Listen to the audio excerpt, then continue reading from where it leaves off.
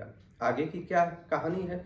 शिव जी ने उनको बैठने के लिए सामने आसन दिया, सन्मुख शंकर आसन दिया। देखिए, मतलब पहले तो वो बगल में बैठाते थे, परंतु उन्होंने मन ही से सती जी का त्याग कर दिया था, तो अब वो सन्मुख बताई। इसका दो आशय है कि अब शंकर भगवान कुछ उनको उपदेश देना चाहते हैं, और जब किसी व्यक्ति को उपदेश देना हो तो वह जिस व्यक्ति से वार्ता करनी हो उस व्यक्ति को सामने ही बैठाना चाहिए, बगल में बैठा करके वार्ता नहीं किया जा सकता।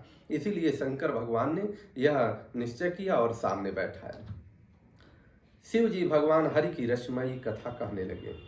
उसी समय दक्ष प्रजापति हुए। दक्ष प्रजापति हुए अर्थात जितने प्रजापति थे उन प्रजापतियों के वह अधिपति बना दिए गए ब्रह्मा जी के द्वारा। सब रचना प्रभु के द्वारा रची जा रही। ब्रह्मा जी ने सब प्रकार से योग्य देख समझकर दक्ष को प्रजापतियों का नायक बना दिया। जब दक्ष ने इतना बड़ा अधिकार पाया तब उनके हृदय में अत्यंत अभिमान आ गया कि ब्रह्मा जी ने तो हमको सबको सबसे सर्वे सर्वा बना दिया, और इस प्रकार से अभिमान आ गया। और जब अभिमान आता है और पद मिल जाए तो व्यक्ति को जितने भी उसके दुश्मन होते हैं वह दुश्मन याद आने लगते हैं कि उनका मैं इलाज करूंगा। जितनी क्षमता होगी वह उतना काम करता है। जगत में ऐसा कोई पैदा नहीं हुआ जिसको प्रभुता पाकर मद न हो जाए, और पैदा वही हुआ जिसको प्रभुता पाकर श्री राम के, श्री कृष्ण के, भोलेनाथ की शरण में आ जाए। उसी को मद नहीं हो सकता। केवल और केवल वही व्यक्ति है जो मदहीन हो सकता है, उसके अलावा तो मद निश्चित होगा। और यहाँ पर तो भोलेनाथ से वह विमुख दक्ष प्रजापति तो थे ही। दक्ष ने सब मुनियों को बुला लिया और वे बड़ा यज्ञ करने लगे। जो देवता यज्ञ का भाग पाते दक्ष ने उन सबको आदर सहित निमंत्रित किया। दक्ष का निमंत्रण पाकर के किन्नर, नाग, सिद्ध, गंधर्व और सब देवता अपनी अपनी स्त्रियों सहित चले। विष्णु, ब्रह्मा और महादेव जी को छोड़कर।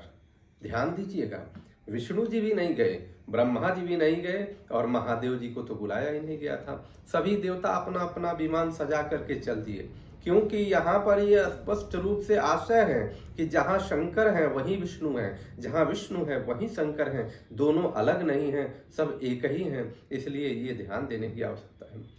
सती जी ने देखा कि अनेकों प्रकार के सुंदर विमान आकाश में चले जा रहे हैं। देव सुंदरियां मधुर गान कर रही हैं, जिन्हें सुंदर मुनियों का ऐसा वो ज्ञान कर रही हैं कि सुंदर मुनियों का ध्यान छूट जाए। सती जी ने पूछा, तब शिव जी ने सब बातें बतलाई। शिव जी अंतर्यामी थे, वो तो सारा बात जानते थे। और उन्होंने कहा कि पिता के यज्ञ की बात जब बताया शंकर जी ने सती जी को, तो पिता के यज्ञ की बात सुनकर सती जी कुछ प्रसन्न हुई और सोचने लगी कि यदि महादेव जी मुझे आज्ञा दें तो इसी बहाने कुछ दिन पिताजी के घर भी जाकर के हो आऊं, क्योंकि उनके हृदय में पति द्वारा त्यागी जाने का बड़ा भारी दुख था। पर उनका अपराध समझ करके वे कहती न थी। आखिर सती जी भय, संकोच और प्रेम रस से सनी हुई मनोहर वाणी से बोली, कहीं हे प्रभु, मेरे पिता के घर बहुत बड़ा उत्सव है। यदि आपकी आज्ञा हो तो मैं कृपाधाम, मैं आप आदर सहित उनसे देखने के लिए चला जाऊं। शिव जी ने कहा, तुमने बात तो अच्छी कही है, वह मेरे मन को भी पसंद आई, पर उन्होंने न्योता नहीं भेजा। ऐसा क्या कारण है कि उन्होंने न्योता हम लोगों को नहीं भेजा? यह अनुचित है, न्योता भेजना चाहिए। अर्थात इससे भी संकेत है कि रिश्तेदारी में जितने भी लोग हैं, भले ही दुराव हो, परंतु निमंत्रण जरूर भेजना चाहिए। दक्ष ने अपनी सब लड़कियों को बुलाया, किंतु हमारे वैर के कारण उन्होंने तुमको भी बुला दिया। चलो, मुझसे जो वैर था ठीक है, तुमको तो कम से कम बुला लिए होते। एक बार ब्रह्मा की सभा में हमसे अप्रसन्न हो गए थे। ब्रह्मा जी की सभा थी और उसमें शंकर जी के द्वारा दक्ष को कुछ यथोचित अभिवादन नहीं मिला, जिसके कारण वो अप्रसन्न हो गए थे, ऐसा शिव जी कहते हैं। उसी से वे अब भी हमारा अपमान करते हैं। हे भवानी, जो तुम बिना बुलाए जाओगी तो न शील स्नेह ही रहेगा और न मान मर्यादा ही रहेगी, क्योंकि बिना बुलाए नहीं जाना चाहिए। लेकिन ये भी कह रहे हैं, नीति की बात भी भोलेनाथ समझा रहे हैं। यद्यपि इसमें संदेह नहीं कि मित्र, स्वामी, पिता और गुरु के घर बिना बुलाए भी जाना चाहिए, तो भी जहां कोई विरोध मानता हो उसके घर जाने से कल्याण नहीं होता। शिव जी ने बहुत प्रकार से समझाया, पर होनहारवश सती के हृदय में बोध नहीं हुआ। फिर शिव जी ने कहा कि यदि बिना बुलाए जाओगी तो हमारी समझ में अच्छी बात न होगी। यहाँ भी अब सती जी शिव जी का विरोध ही कर रही हैं। शिव जी ने बहुत प्रकार से कहकर देख लिया, किंतु जब सती किसी भी प्रकार नहीं रुकी, तब त्रिपुरारी महादेव जी ने अपने मुख्य गणों को साथ देकर के उनके साथ विदा कर दिया। भवानी जब पिता के घर पहुंची, तब दक्ष के डर के मारे किसी ने उनका आओ भगत नहीं किया। मतलब किसी ने ये नहीं कहा, जितनी बहनें इत्यादि थी, किसी ने यह नहीं कहा कि आओ आओ बहन आओ, या किसी भी प्रकार का स्वागत, या जितने लोग पहुंचे थे उसमें किसी ने स्वागत नहीं किया। यह यहाँ क्या संकेत है कि चापलूस टाइप के लोग वहां थे, केवल दक्ष की चापलूसी में बैठे हुए थे। और जब आप किसी राजा के चापलूसी में रहेंगे तो वहां नाश निश्चित है। और यही हाल देखिए कि रावण के साथ भी हुआ। रावण के दरबार में भी ऐसे ही लोग बैठे रहते थे। दक्ष के दरबार में भी जितने लोग पहुंचे थे उस समय, सारे लोग, केवल दक्ष नाराज न हो जाए इसके कारण सती जी तक का उन्होंने अपमान किया, अर्थात सम्मान नहीं दिया। तो इससे हमें सावधान होना होगा। हमें ईश्वर की शरणागत होनी होगी, और ईश्वर ही सब कुछ है।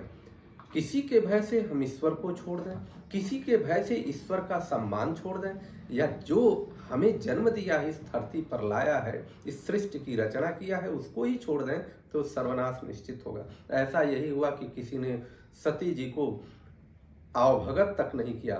हाँ, माता भले ही आदर से मिली, माता तो माता होती है, हर व्यक्ति की माँ, हर जगह जीव जंतु जो भी है सबकी माँ तो माँ ही होती है। वह आदर पूर्वक मिली, बहनें बहुत मुस्कुराते हुए मिली। मुस्कुराते हुए मिलने का तात्पर्य क्या है? मुस्कुराते हुए मिलने का तात्पर्य यह है कि वह व्यंग्यात्मक रूप से मिली कि बिना बुलाए चली आई है। दक्ष ने तो उनकी कुछ कुशल तक नहीं पूछी, कुछ भी नहीं पूछा, कैसी हो क्या हो। सती जी को देखकर उल्टे उनके सारे अंग जल उठे। तब सती ने जाकर यज्ञ देखा तो वहां कहीं शिव जी का भाग दिखाई न दिया।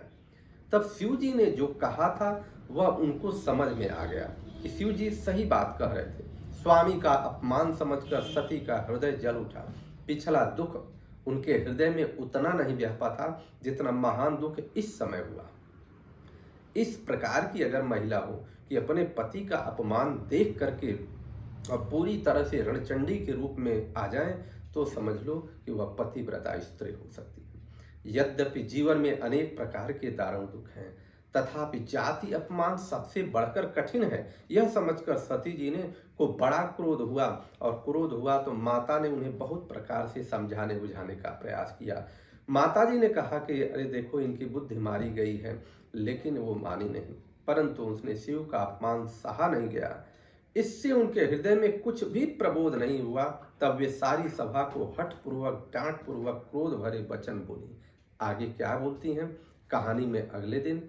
हम लोगों को ये समझना है कि पूरा श्री रामचरितमानस की जो कहानी है वो कहानी कम से कम समझ रहे हैं। चलो हम चौपाइयाँ नहीं सुन पा रहे हैं, चौपाइयाँ नहीं पढ़ पा रहे हैं, दोहा नहीं पढ़ पा रहे हैं, तो कहानी तो जानना, जिससे हम जान सकें कि नीति के हिसाब से अपने जीवन को किस प्रकार निर्वाह करें, जिससे हमारा जीवन सफल हो। बोलिए माता सती की जय, भगवान भोलेनाथ की जय। हर